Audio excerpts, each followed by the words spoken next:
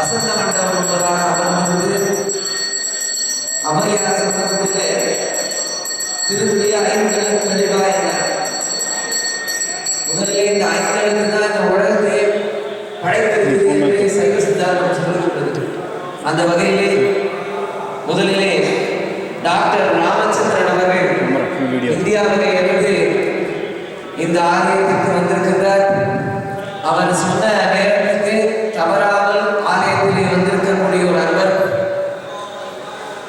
யார் பாடத்திலே பிறந்திருக்கின்ற ஆறுமுக நாவலனை பற்றி மிகவும் தெளிவாக கற்று தேர்ந்திருக்கின்ற ஒரு அன்பர். அது மாத்திரமல்ல, நிறைய பதிப்பங்கள், அதாவது 50,000 பதிப்பங்களுக்கு மேலே இயற்றி இருக்கக்கூடிய ஒரு மாபெரும் கலைஞர். இறைவனுடைய அனுகிரகத்தை பரிபூர்ணமாகவே பெற்றிருக்கின்ற காரணம் அவர்களுடைய வாழ்க்கையிலே நடைபெற்றது எல்லாம் கேட்கின்ற பொழுதெல்லாம் இறைவன் அவர் முன்பதாகவே தோன்றி இந்த எழுத்துக்களை எல்லாம் எடுத்துக் கொடுத்ததாக கூட உணரக்கூடியதாக இருக்கிறது. அந்த வகையிலே அப்பேற்பட்ட டாக்டர் ராமச்சந்திரன் அவர்களை ஆலய நிர்வாக சபையினர் சார்பிலும் ஆலய சிவாச்சாரியர்கள் சார்பிலும் உங்கள் சார்பிலும் கரகோஷ மூலமான வரவேற்புகளை தெரிவித்து அவருக்கு நீண்ட ஆயுளும் இன்னும் பல புத்தகங்களை எல்லாம் அவர் வெளிவிட வேண்டும் என்று விடுதலை இருந்ததை பிரார்த்தித்து நமச்சிவாயத்தினுடைய தத்துவங்களை எல்லாம் அவர் உருவாக கேட்டு நாங்களும் உயிர்வோம் என்று கூறி நம பார்வதி மதையே மகாதேவ தென்னாடுடைய சிவனே போற்றி, நாட்டவர்க்கும் இறைவா போற்றி போற்றி. புழியர்கோன் வெப்பொழிந்த புகழியர்கோன் கடல் போற்றி, ஆழி விசை கண்ணிரப்பில் அணைந்த பிராடி போற்றி, வாழி திருநாகூரன் தொண்டன் பதம் போற்றி, ஊழி மணி திருவாத ஊர திருத்தாள் போற்றி, திருத்தாள் போற்றி. ஐந்து கரத்தனை யானை முகத்தனை இன்றின் இளம் விரை போரும் ஜெயித்தனை நந்தி மகந்தனை ஞான கொழுந்தினை புந்தியில் விக்கடி போற்றுகின்றேனே. திருவாக்கும் சேகரமும் தெய்வூக்கும் செஞ்சொல் பெருவாக்கும் பீடும் பெருக்கும் உருவாக்கும் மாதலால் வானோரும் மானை முகத்தானே காதலால் கொப்புவார் கொங்கை. விநாயகனே வெவ்வினையை வேறெடுக்கவல்லான், விநாயகனே வேட்டை தணிவிப்பான், விநாயகனே விண்ணிற்கும் மண்ணிற்கும் நாதனமாம், தன்மையினால் தண்ணீர் பணிகளும் நடிந்து திகழ சக்கரம் எவ்வளவும் ஐயுறான் தகட சக்கர தாமரையாய திகழ சக்கர விண்மணியாவுல தகட சக்கரம் மெய்ப்பதம் போற்றுவார். மெய்யன்பர்களே, இன்றைக்கு சிவனுடைய ஆதிக்கம் பெற்ற மா அடியார்கள் மாவழி சேவை என்று சொல்வதுண்டு. இந்த மாவழி சேவை நடத்துவது என்பது கர்ம வழியும் கலந்துமே சிவ வழியின் மூலமே என்று ஒரு வார்த்தை உண்டு.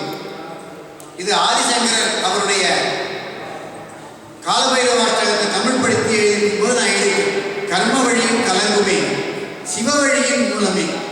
நம்முடைய கர்ம வழியானது கலங்குகின்ற வினையானது அழிய வேண்டும் என்றால் அதற்கு சிவ வழிதான் பவ வழி என்று குறிப்பிட்டுள்ளார்கள் நம் முன்னே வாழ்ந்த பெரியோர்கள். அந்த வகையிலே இன்று அதையே முன்னோடாக வைத்து திருவள்ளுவரும் நீத்தார் பெருமை என்கின்ற அதிகாரத்தை மூன்றாவதாக வைத்தார். முதலில் கடவுள் வாழ்த்து, அடுத்ததாக கடவுளாக நாம் போற்றக்கூடிய நீர் வான் சிறப்பு, மூன்றாவதாக நீத்தார் பெருமை என்று சொல்லக்கூடிய நம் முன்னோர்கள் வாழ்ந்தவர்களை நாம் நினைவுபடுத்திக் கொள்ள வேண்டும் என்கின்ற முறையிலே நீத்தார் பெருமையை வைத்தார். அந்த நீத்தார் நினைவை என்று போற்றுகின்ற வகையிலே சிவனுக்கு மனத்திலே எந்த அளவுக்கு ஒரு கணத்தை கொடுக்குமோ அந்த அளவிலே ஒரு நீராடல் அபிஷேகம் நடந்தது. நமச்சிவாய என்ற எழுத்தினுடைய ஒரு மேன்மையை பேசுவதே நமக்கு மிகவும் புண்ணியமான ஒரு செயலாகும். வேற எதுவுமே கிடையாது. அகத்தியர் அவருடைய சூட்சம நமச்சிவாய நூல் அப்படின்னு சூட்சம நூல் கொடுத்துருக்காரு. அதில் சற்று முன் பேசிக் கொண்டிருந்தேன். 125 விதமான நமச்சிவாய உபதேசங்களை பற்றி பேசுகிறார். இப்ப நமச்சிவாய சொல்றதுனால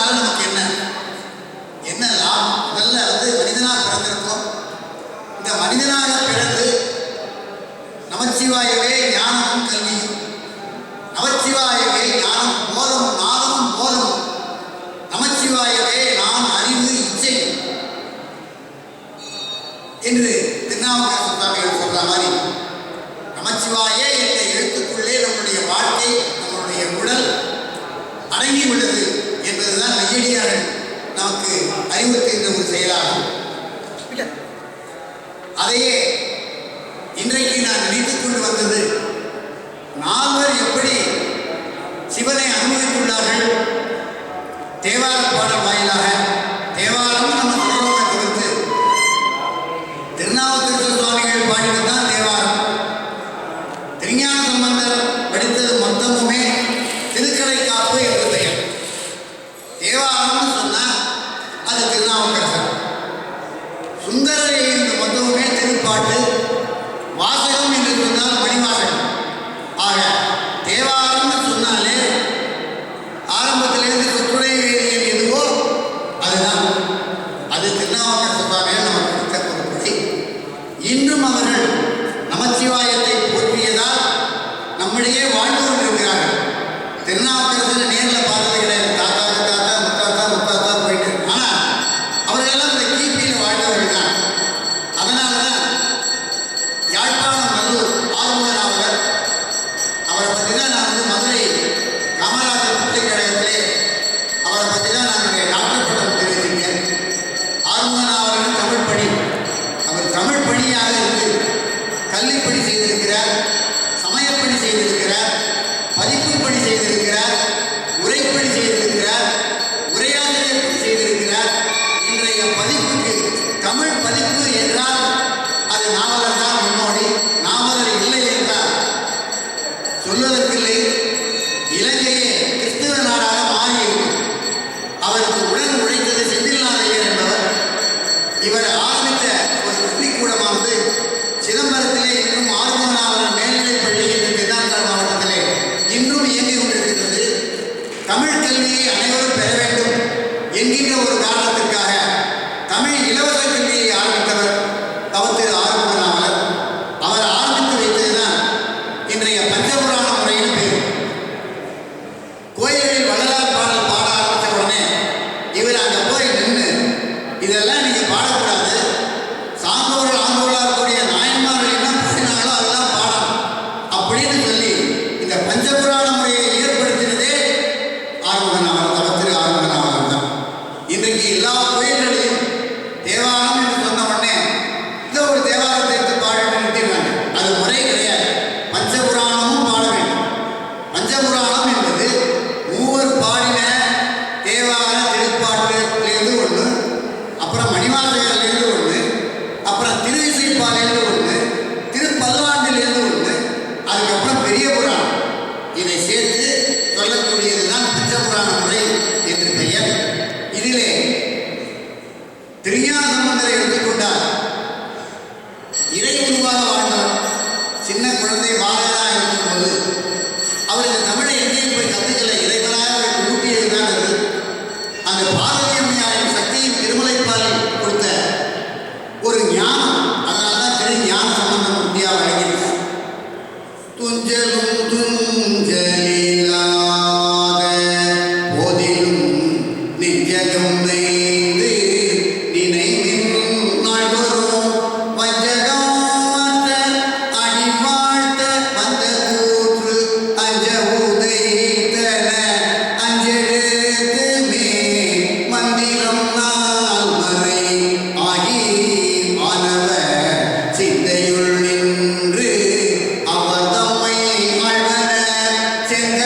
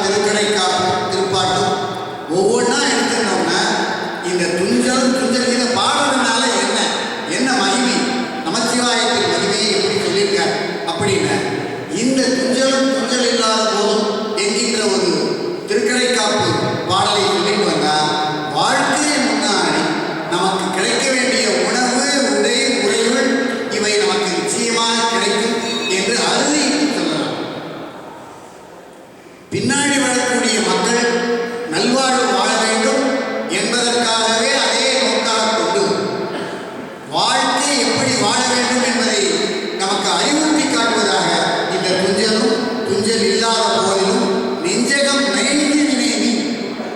நெஞ்சகம் ஏதோ சொல்லிட்டு வந்தா மனப்பாடமா அப்படின்னு சொல்லிட்டு வந்தா அப்படி கிடையாது. நெஞ்சகம் நைந்து நைந்து நெக்கு நெக்கு உருகி அவன் தாழ் கடி அவனே என்ற ஒரு நிலையிலே சொல்லிக் கொண்டு வந்தோம் என்றால், ஆரம்பத்தில் எனக்கெல்லாம் தேவாரத்தில் எல்லாம் அந்த அளவுக்கு ஈடுபாடு கிடையாது. நான் சுய பெருமைக்காக சொல்லவில்லை. இதெல்லாம் ஆரம்பத்தில் சொல்லிட்டு வந்ததுனால இப்போ நானே எல்லா தெய்வத்தின் பேரையும் பதிகங்களாக எழுதக்கூடிய ஒரு பாக்கியம் இந்த இறைவன் எனக்கு கொடுத்துருக்காங்க. இதை விட நமச்சிவாயத்தை சொல்லிட்டு வந்தால் என்ன பலன் கிடைக்கிறது நீங்களே மெய்டியாக சிந்தித்து கொள்ளலாம். அதே போல ஒவ்வொன்றுமே செல்வ நெடுமானம் சென்று சேர்வோம்பி செல்வர் மதித்தோய செல்வர் உரைகின்ற செல்வர் வாழ்த்தில்லை திரு சிற்றம்பலத்தை செல்வர் கடலேற்றும் செல்வம் செல்வமே போட அருமையா போட திருச்சியில் தில்லை நடராஜபெருமானை பற்றி திருஞான சம்பந்தர் எது செல்வம்? செல்வர் கடலேற்றும் செல்வம் செல்வமே. அந்த செல்வர் கடல் யார்? அடியார்கள், மெய்யடியார்கள். அவர்கள் வாழ்கின்ற தில்லை தில்லை அம்பலத்துள் அந்த அடியார்களை நாம் வணங்குவோம். தொண்டர்தம் பெருமை சொல்லவும் பெருமை என்கின்ற நமச்சிவாயத்தை இந்த திருஞான சம்பந்தர் எந்த அளவிலே அனுபவித்திருக்கிறார் என்று பார்க்கும்போது அவர் எழுதின 358 தலைப்புகள் தான் பதியங்கள் இன்றைக்கு நம்மளுக்கு கிடைச்சிருக்கே தவிர்த்து இன்னும் அவர் எழுதி இவ்வளோ ஆயிரக்கணக்கில் லட்சக்கணக்கில் எழுதியிருக்கார். நமக்கு காலேஜ் வர்த்தமானத்தில் கிடைத்தது 358 தலைப்புகளை கொண்ட 3080 பாடல்கள் தான் இருக்கே தவிர்த்து அதில் ஒவ்வொன்றுமே வாழ்வியல் எப்படி நடத்த வேண்டும், வாழ்வியல் எப்படி கிடைக்கும், உத்தியோக ரீதியாக நம்மளுக்கு கிடைக்கலையா, உத்தியோகம் கிடைக்கலையா, உடனே மட்டிட்ட புண்ணையா காணல் மலையிலே கட்டிட்டம் கொண்டான் கபாலீஸ்வரன் வந்தான் என்று சொல்றார். கட்டிட்டம் கொண்டான் உனக்கு அவன் கட்டணம் கட்டி கொடுக்குறான்டா. மட்டிட்ட புண்ணையா காணல் மலையிலே கட்டிட்டம் கொண்டான் கபாலீஸ்வரன் வந்தான். ஒட்டிட்ட பெண்ணை உதிக்கிற பல்கடத்தாக்கு அட்டிட்டல் காணாதே போதியோ பூம்பாவாய். உன்னுடைய வாழ்க்கையானது மேம்படும், உன்னுடைய வாழ்க்கையானது உயர்வடையும் என்கின்ற ஒரு நோக்கிலே இந்த திருமயிலை பதிகமானது திருஞான சம்பந்தரால் பாடப்பெற்று உடைந்த அந்த எலும்புகள் கொண்ட பானையானது ஒன்று சேருகின்றது. அதிலிருந்து பூம்பாவை வெளிப்படுகிறார். மாயமில்லை, மந்திரம் இல்லை. அதனால சொல்ற மந்திரமாவது நீர், மந்திரமாவது வானவர் மேலது நீரு சுந்தரமாவது நீரு துதிக்கப்படுவது நீரு. சுந்தரமாவது நீரு துதிக்கப்படுவது நீரு. இந்த நமச்சிவாய சொல்லி நம்ம நெற்றில நீரணிந்தாலே போதும். சொற்றுணை வேதியன் சோதிவானவன் பொற்றுணை தீர்ந்தடி பொருந்த கைகொழ கற்றுணை பூட்டிவோன் கடலில் பாய்ச்சினும் கற்றுணை பூட்டிவோன் கடலில் பாய்ச்சினும் நற்றுணை ஆவது நமசிவாயவே. இதுதான் நமக்கு நற்றுணை.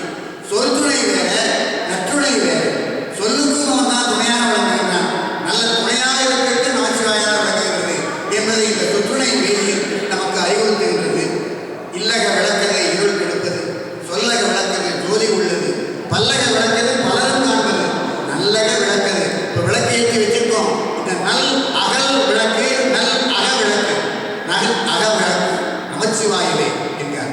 இதுக்கு நாம் காலையில் என்ன பண்ணணும்? பெரும்புணல் காலை மொழி உடல் பதியம்.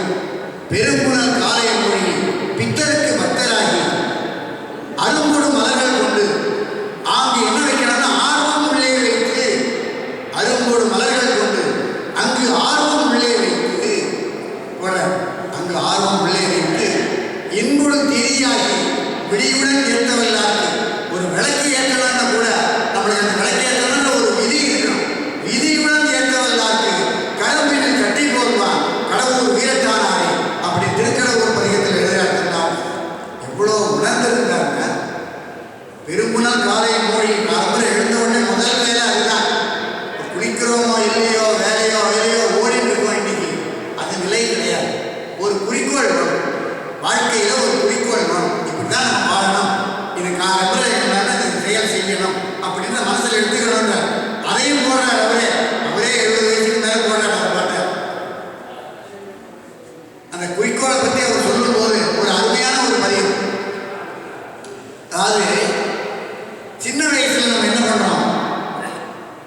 தெரியாது, தெரியாத நாட்களாக இருக்கும், தெரியாத நாட்களாக இருக்கும்.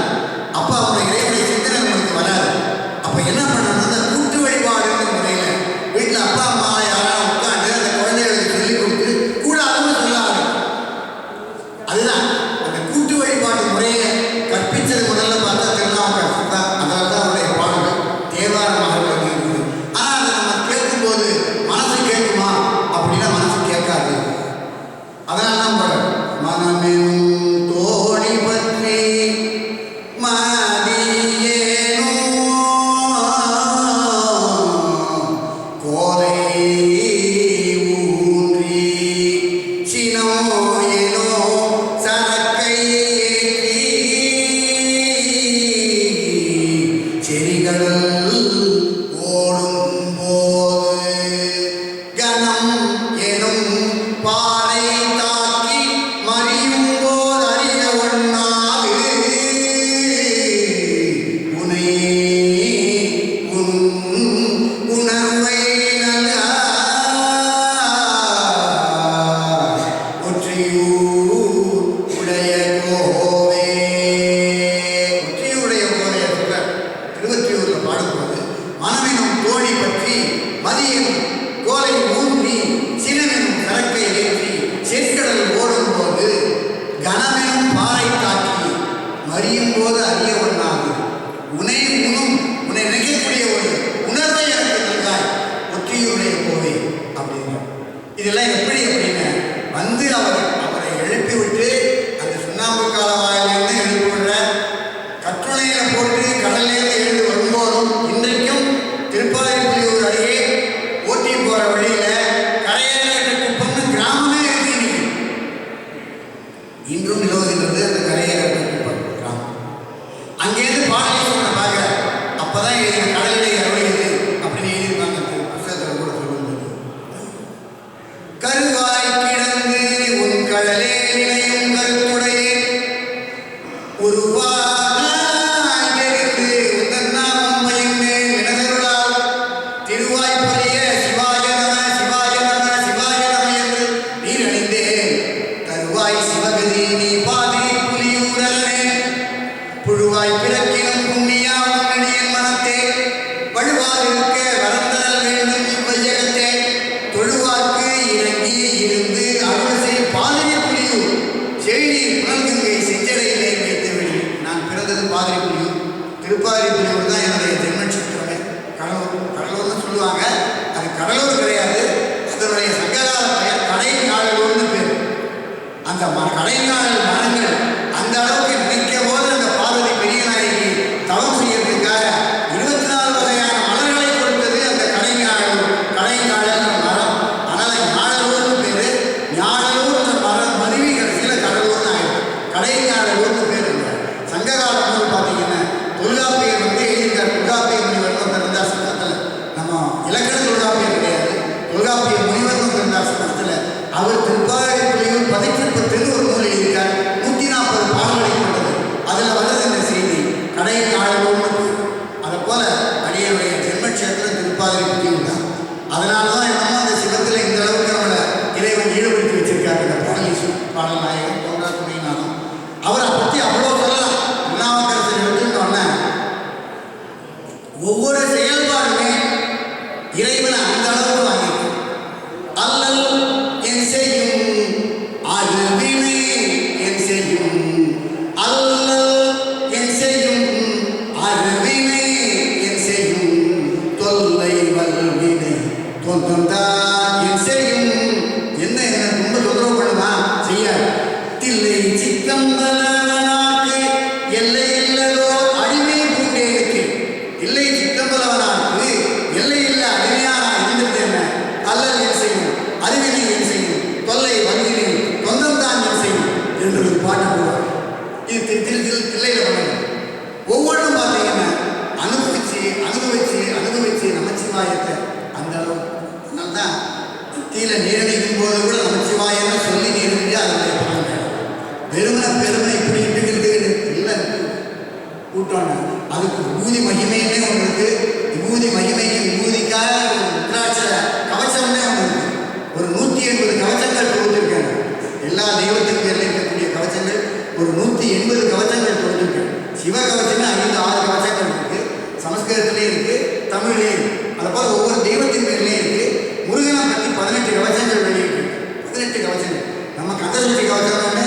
சக்தி கவசம் மட்டும் ஒரு 6 கவசம் தான் நம்மளுக்கு தெரியும். ஆனால் கந்தர் கவசம் இருக்கு, அனுபூதி கவசம் இருக்கு, இடுமன் கவசம் இருக்கு, கடம்பன் கவசம் இருக்கு, உத்ராட்ச கவசம் இருக்கு. 17 கவசங்கள் தொகுத்து 18வது கவசமா நான் வந்து வெற்றிவேல் கவசம் 18 கவசங்கள் சேர்ந்து போன 2 ஆண்டுகளுக்கு முன்னாடி கிருஷ்ணகிரிக்கு சென்னையில் வெளியிட்டு தேடணும் தேடணும் தேடி தேடி தேடி தேடி எப்படிதான் இருக்கும், எப்படி வாழ்ந்துருக்காங்க அவங்க. அதில் ஒரு பாடல் நம்ம எடுக்க முடியுமா? ஒரு பாடல் ஒவ்வொருத்தரும் எடுத்து 2 தான் சொல்ல முடியும். என்ன மணி ஆகிடுச்சு. அதனால சுந்தரமூர்த்தி சுவாமி ஒவ்வொரு பாட்டிலையும் ஒரு குடும்பஸ்தன் எந்த அளவுக்கு கஷ்டப்படுவான் அப்படின்றது ஒவ்வொரு பாடலையும் இருக்கும். அவரை போல அந்த சிவசக்தியை சேர்த்து பாடுறது இவங்கெல்லாம் சிவசக்தியை சேர்த்து பாடவே இல்லை.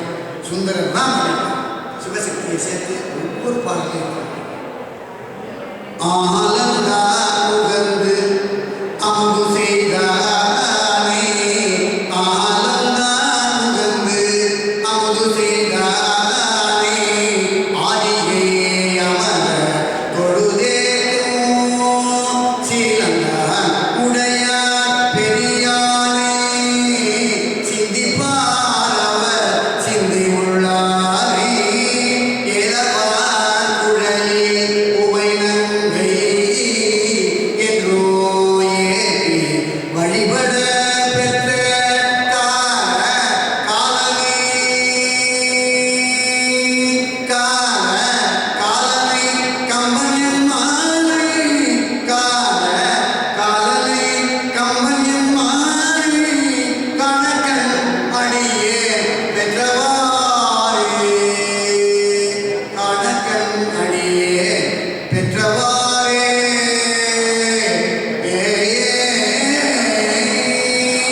காம்போதி ராகம். இந்த காம்போதி ராகத்தை இணையில் மீட்டினா ராவணேஸ்வரன் சிவனையே மயக்க வைக்கும். அப்படியாப்பட்ட ஒரு காம்போதி ராகத்தில் தக்கேசி பண்ணில் இருந்து தக்கேசி பண்ணுன்னு பேர், தக்க பண்ணுன்னு பேர். பண்ணுக்கும் இதுக்கும் ஏற்பட்ட குற்றங்கள் உண்டு. அதுபோல் சுந்தரர் பாடுவார். ஒவ்வொன்றுலையுமே இந்த ஒரு பாடலையே விடத்தை விரும்பி உண்ட விமலம் அப்படின்னு ஒரு தொடக்கம் எழுதியிருக்கு. விடத்தை விரும்பி உண்ட கமலம். அதனால் கம்பனாட்டம் ஒரு பெரிய வேளாண்மை கிடையாது. வேளாண் மரபில் பிறந்த ஒரு கம்பன். கம்பன் இயற்பெயர் கிடையாதுன்னு. ஆனால் கம்பன் சிவனுடைய பெயர்.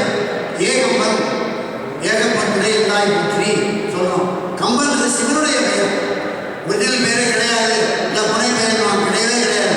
வேளாளர் சைவ வேளாளர் பரம்பரையில் பிறந்ததுனால கம்பருக்கு அவங்க அப்பா கம்பன்னு பேர் வச்சு.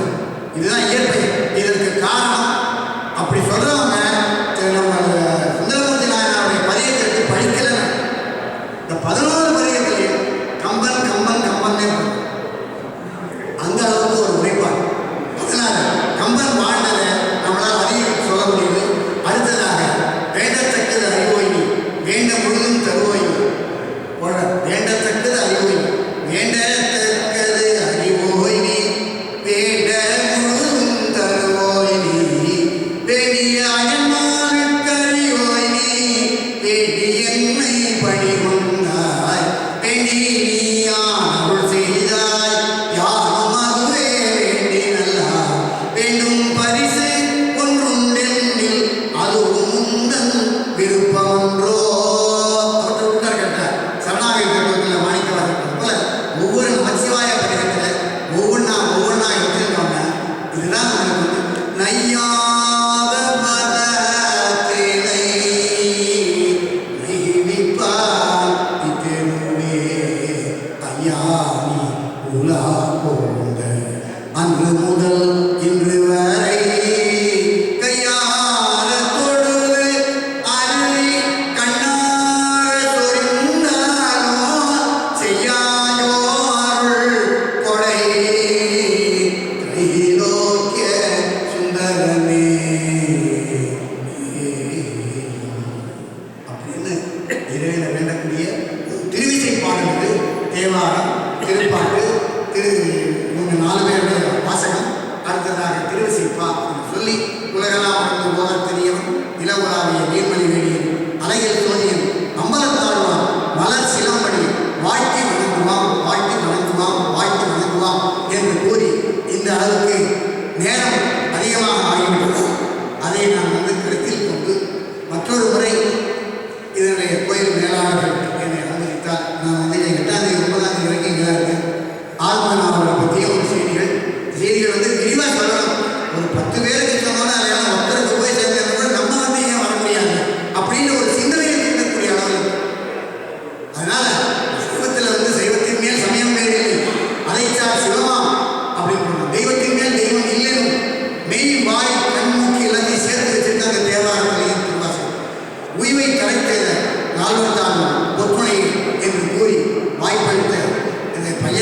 தான் வந்தேன். இங்கே வந்து கோயிலில் வந்து இத்தனை காட்சிகளையும் பார்க்கும்போது இறைநிலை எந்த அளவுக்கு மேம்பட்டது, இறைநிலை எந்த அளவுக்கு உண்மையானது, அது நமச்சிவாயம். நமச்சிவாயம் எனக்கு வந்து எல்லாம் பரம்பொருள் விளக்கம் தான், பரம்பொருள் விளக்கம் தான் எல்லாமே. அடுத்தது ராமானுஜரை பற்றி 1080 பாட்டு இருக்கேன், அதை வந்து மாசில் வெளியிட போகிறேன். அதுவும் அந்தாதியில் 1080 பாட்டு ராமானுஜரை பற்றி எனக்கு வாக்கு நாராயணா வாக்கு தான், நாராயணா வச்சு அதோட வந்திருக்கிறது நான். அது வந்து அடுத்த மார்ச்சில் 7 இன்னைக்கு வெளியிடலாம் 1080 பாடலையும். அதனால் பரம்பொருள் என்பது ஒன்று. கம்பருடைய பரம்பரை கற்றுள்ளார். அதில் 11 பாடலை போட்டாலும் இவன் சிவன் இவன் நாராயணன் அப்படின்ற மாதிரி போட்டிருக்கவே மாட்டார். 11 பாடல் பரம்பரை ஏதாவது ஒரு பொருள் அந்த பொருள் இருக்கும். அதனால தான் பரம் அது புறம் அல்ல, அது அகம். அகம் அகம் என்று கூறி நாம் அகத்தோடு வாழ்வோம், அன்போடு வாழ்வோம். சிவசிவ என்கிற தீவினையாள், சிவசிவ என்கிற தீவினை வாழும், சிவசிவ என்கிற தேவரும் ஆவர், சிவசிவ என்கிற சிவகதிதானே அன்பும் சிவமும் இரண்டு என்பது அறிய. அன்பே சிவமாவது யாவரும் அறிகிறோம், அன்பே சிவமாவது யாவரும் அறிந்தோம், அன்பே சிவமா அமர்ந்திருந்தானே. வாய்ப்புக்கு நன்றி, வாய்ப்புக்கு நன்றி, வாய்ப்புக்கு நன்றி. வான்மொழியில் உறவினால் உயிர்கள் வாழ்வே நான்மறை அறங்கள் ஓங்க நற்றவம் வேண்டுகின்ற மேன்மைக்குள் செய்வதி விளங்குக உலகெல்லாம் நம பார்வதே